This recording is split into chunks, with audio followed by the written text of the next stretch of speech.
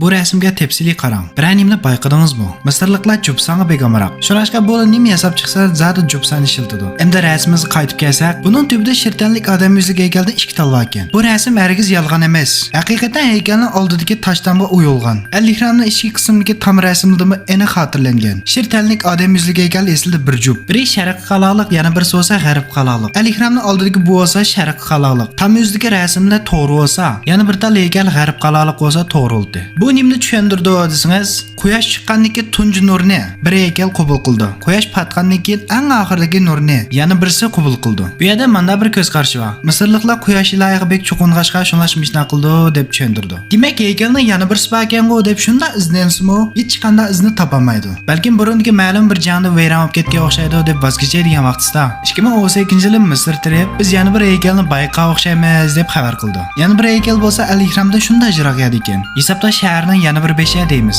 Deslabda Al-Ihramni yentirepildan izlab topolmagandi. Misrning yana bir chetida shahar planliq elib belayotgan vaqtida bular intayin cho'ng bir haykalni qazib chiqdi. Lekin bular bu haqiqatan shirtanlik odam yuziga haykal deb hukm chiqaramadi. Endi bu haykalni asosda qaziyotdi. Haqiqiy yuzni ko'rgan vaqtimizda andikin hukm chiqara olamiz. Hikoyami bu yerga kelib oxirlashib qoldi. Yurak bes manga aytishni hargiz unutib qolmang. Bu menga bo'lgan eng cho'ng yordam. Emsa Clark filmning temini sizlarga topshirib beray. Al-Ihramning hikoyalarini bilmoqchi bo'lgan bo'lsangiz birni, Marsdan kelgan balning hikoyasini bilmoqchi bo'lsangiz ikkini, qadimgi madaniyat Atlantisni bilmoqchi bo'lgan bo'lsangiz uchni, yoki men Toshpo'lat edam bekroq qiziqdim desangiz to'rtni. O'zingizni yoqtirgan turni inkasarani qoldirib qo'ying. Yurak qancha jiq bo'lsa, film shunchalik yaxshi bo'ldi.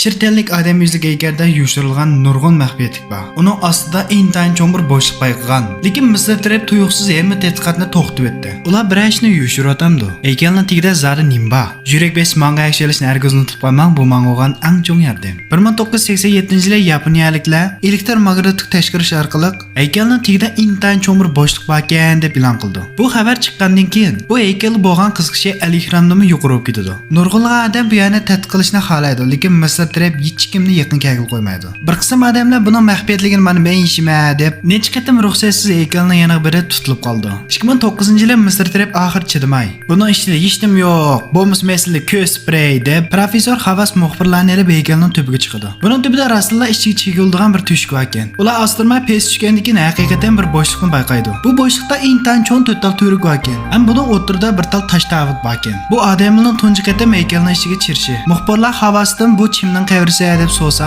professor Havas tuyuqsiz yana bir odamga o'zgarib qolgandeklar. Intayin ochiq bilan muxbirlarning hammani qo'g'lab chiqarib etdi. Ham hech qanday savolga javob qaytarmadi. Muxbirlarga ichida tatgan barliq materialni yuyitinglar deb talab qilgan. Lekin ular bir nusxani maxfiy saqlab qolgan. Haykalning tagida bir bo'shliq bor degan bu gap eslida 2005-yil burun tarixshunos Shilolodi kitobining 2-bobda Misr bo'lgan hamma xotirasi yozilgan. U men haqiqatan haykalning tagi tushib, bir xotirlashsalni ko'rgandim deb kitobining 2-bobga yozdi. Mana bu bo'lsa haykalning tagida bo'shliq bor degan eng burungi xotira. 1933-yili Aydajak Hayshi degan bir elin bu haykal aslida oldingi madaniyatdan qolganda deb tushundirdi. Bu madaniyatning ismi bo'lsa Atlantis, yana Atlantis deymiz. Bu bo'lsa 120 ming yil burundagi intayin taraqqiy qilgan bir madaniyat. Oldingi filmni ko'rgan ko'rmali bo'lsa bu yerga san silning dehtonini qo'zg'adimi? Bu yerda bir nimani bayqadingizmi? Bayqagan bo'lsangiz inkasaranga cho'qim qoldirib qo'ying. Aydajak Hayshi bundoq deydi. Atlantis o'zining madaniyatining vayron bo'lishining oldini olish uchun dunyoni uchirga xotirzal yasab, o'zining madaniyatining xotirasini saqlab qo'ydi. Shirtanlik odam yuzlik haykal esildi bir xotirzal.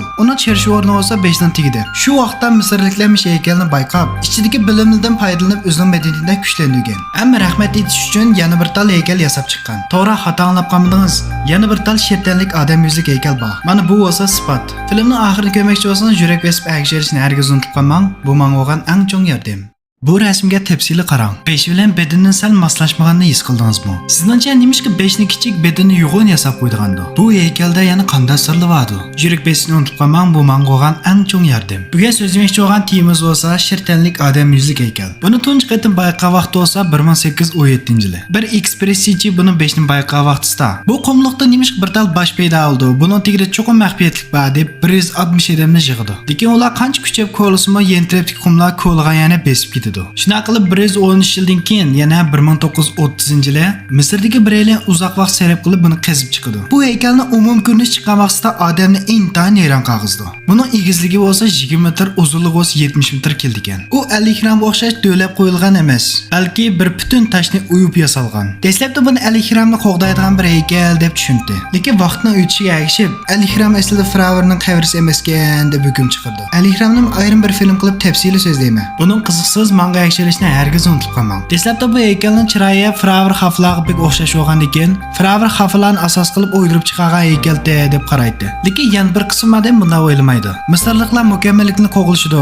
Hargiz unda 5 kichik beden cho'ng haykal yasab qo'ymaydi deb qaraydi. Anikin bular haykalning 5ni tadqiq qilishni boshladi. Misrning madaniyatini ozroq tushunadiganlar bo'lsa, buning nimaligini uqdi. Buning ismi bo'lsa Anubis, Misrning Azraili. Buning 5ni haykalga selishtirgan yaqin mana ahvol kelib chiqar ekan. Endi sal mos kelgandekmi? Bular shunda xushalolab, asli bu Anubisning 5 ekan deb qaragan vaqtida, bu yerda yana bir masala kelib chiqdi. Haykalning tashqi qatlamini tadqiq qilishdan bayqilishicha, buning yasalgan vaqti bo'lsa 2000 yil burun ekan. Demak, buning yasalgan vaqti bo'lsa 50 grammdan burun. Hamma haykalning tagida intayin cho'ng bir bo'shliq bor ekan. 2004-yilda Rossiyada bir 8 chigan bir bola men Marsdan kelgandim deb o'zini e'lon qildi. Ham otamiz tushunmaydigan nurg'ulg'an gapini deydi. Bu gapning ichida shirtanlik odam yuzli haykalning hikoyasi bor. Bu bal deydi. Bu haykalning tagida intayin cho'ng bir bo'shliq bor. Uning ichida oldingi madaniyatning xotirasi bor. Buning chirish eg'iz bo'lsa haykalning qulog'ining keyinda. Bu kichik bolaning gapini anglagandan keyin Rasululloh qulog'ining keyinda bir kichikni bayqagan. Tang vaqtda Misr taraf butun tadqiqotni to'xtatib o'tdi. Ham hech kim yaqin kelgil qo'ymadi. Bu kichik bolaning hikoyasini keyincha tafsili so'zlayman. Mishning o'xshash nurg'un shilligini intayin to'g'ri deyilgan. Sizningcha haykalning tagida zodi nima bor? Ko'z qarshingizni inkas rayon qoldirib qo'ying. Filmning oxirini ko'rmoqchi bo'lsangiz, akshilishni hargiz unutib qolmang.